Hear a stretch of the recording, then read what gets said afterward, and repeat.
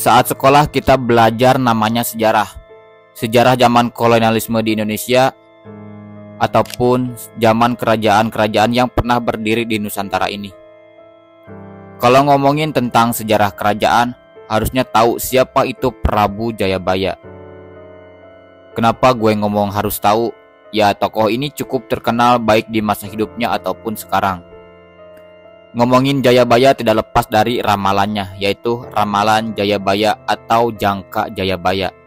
Asal-usul utama Jangka Jayabaya dapat dilihat pada kitab Musarar yang digubah oleh Sunan Prapen dari masa Giri Kedaton. Kalian harus tahu nih, sebenarnya banyak yang meragukan keaslian kitab ini. Walaupun sangat jelas bunyi bait pertama kitab Musarar yang menuliskan bahwa Jayabaya yang membuatnya. Isinya begini.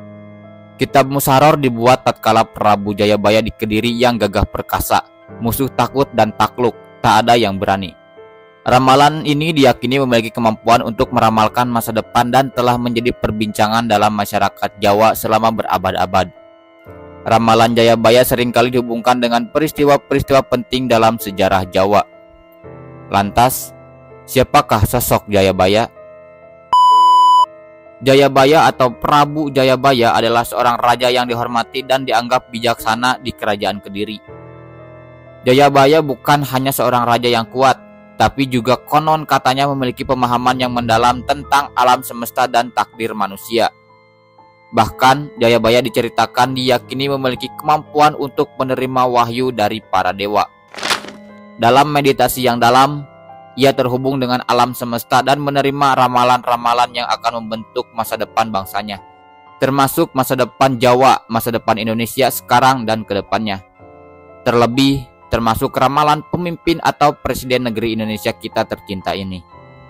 Ramalan Jayabaya berisi tentang berbagai peristiwa yang akan terjadi di masa depan.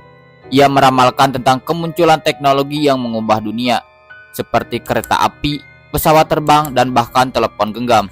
Ia juga meramalkan tentang perubahan sosial yang akan mempengaruhi masyarakat, seperti kemajuan dalam pendidikan dan kesetaraan gender. Dan gue udah ngerangkum beberapa ramalan Jayabaya yang diyakini menjadi kenyataan terkait mengenai apa yang terjadi di Pulau Jawa ataupun Indonesia sekarang. Pulau Jawa Kalungan Wesi atau Pulau Jawa berkalung besi, artinya rel kereta api yang mengelilingi Pulau Jawa. Ini jelas terlihat pembangunan sistem transportasi di tanah Jawa sangat pesat sekali, bahkan termasuk yang terbaru yaitu kereta cepat Jakarta-Bandung atau WUS.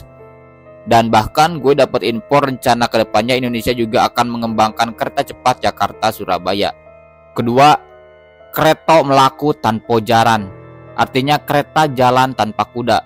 Jika ditafsirkan ini mengenai maraknya kendaraan bermotor seperti mobil dan sepeda motor, di mana yang dimaksudkan ramalan Jayabaya mungkin arti tanpa kuda artinya tanpa hewan sebagai penggeraknya, melainkan menggunakan motor atau mesin. Ada ramalannya yang berisi prau melaku ing awang-awang, artinya kapal terbang di langit. Hal tersebut diartikan sebagai adanya pesawat terbang. Selanjutnya, pasar hilang kumandange atau pasar hilang kumandangnya. Ini dikaitkan dengan adanya sistem belanja online, karena pasar tradisional diartikan kalah ramai dengan pasar online. Terus ada juga bumi soyo suwe soyo mengkaret. Bumi makin lama makin padat. Hal ini diartikan bagaimana pertumbuhan populasi penduduk yang tiap waktunya terus bertambah. Untuk di Indonesia aja kalau nggak salah udah 270 jutaan lebih penduduk. Dan nggak aneh sih, katanya populasi dunia sekarang udah mencapai 8 miliar jiwa. Selanjutnya, semut ireng anak-anak sapi atau semut hitam anak-anak sapi. Ini diartikan penjajahan oleh bangsa Eropa. Kenapa begitu? Karena orang Eropa terkenal rajin dan ulet seperti semut hitam, dan mereka juga suka minum susu sapi. Ada lagi ramalannya yang berbunyi kejajah saumur jagong karo wong cebol, artinya dijajah seumur jagung oleh orang kecil. Hal ini dikaitkan dengan penjajahan Jepang di Indonesia yang terbilang cukup sebentar. Dan yang terakhir, ada pitik tarung sakandang, berarti itik bertarung sekandang. Hal tersebut sering dihubungkan dengan peristiwa G30 SPKI, di mana kejadian itu semacam pertarungan melawan bangsa sendiri. Selain ramalan mengenai masa depan Jawa, kehidupan dan sosial orang Jawa di masa depan atau apa yang akan terjadi di masa depan, Jayabaya juga meramalkan pemimpin yang akan memimpin tanah Jawa, atau hal ini banyak yang menafsirkan dengan ramalan siapa aja yang memimpin Presiden Indonesia. Noto Negoro. Mungkin sebagian orang pernah dengar kata Noto Negoro. Baik itu ceritanya dari turun-temurun ataupun dari media yang lainnya. Dalam serat Jongko Jayabaya yang ditulis oleh Prabu Jayabaya tersebut, terdapat perhitungan atau ramalan mengenai pemimpin di Indonesia yang terkandung dalam kata Noto Negoro. Noto memiliki arti menata dan Negoro memiliki arti negara. Ada yang menyebut akhiran No merujuk pada Soekarno, To pada Soeharto, kemudian No yang kedua melekat pada Susilo Bambang Yudhoyono atau SBY. Lantas gimana dengan Habibie, Gus Dur dan Megawati? B.J. Habibie, Abdurrahman Wahid atau Gus Dur dan Megawati Soekarno Putri tidak masuk dalam hitungan karena mereka tidak sampai 5 tahun memimpin. Di sini mungkin ada yang aneh, kenapa Jokowi tidak masuk ke dalam ramalan Jayabaya? Karena namanya tidak berujung dari kata Noto Negoro. Padahal dia memimpin lebih dari 5 tahun. Ternyata sosok Jokowi masuk ke dalam ramalan. Kembali kepada No, karena yang menjadi presiden setelah Presiden Susilo Bambang Yudhoyono adalah Jokowi yang punya nama kecil Mulyono.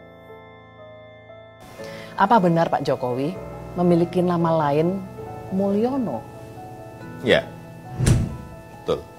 Waktu kecil, lahir, saya diberi nama Mulyono. Seiring berjalannya waktu, ramalan-ramalan Jayabaya terbukti benar. Teknologi yang ia ramalkan menjadi kenyataan, perubahan sosial terjadi, dan masyarakat menghadapi tantangan yang diingatkan oleh Jayabaya. Ramalan-ramalan ini menjadi inspirasi bagi banyak orang dan warisan Jayabaya tetap hidup dalam budaya Jawa. Ramalan Jayabaya menjadi bagian penting dari budaya Jawa, dan hingga saat ini masih menjadi topik pembicaraan dan penelitian, meskipun beberapa ramalannya masih menjadi subjek perdebatan. Kebijaksanaan dan pesan keadilan yang ia sampaikan tetap relevan bagi kita semua. Ramalan Raja Bijaksana yang memiliki wawasan tentang masa depan ini terus menginspirasi kita untuk menjalani kehidupan dengan bijaksana dan bertanggung jawab. Dengan menghormati warisan dan ajarannya, kita dapat menciptakan masa depan yang lebih baik dan mewujudkan keadilan dan kebijaksanaan dalam setiap aspek kehidupan kita.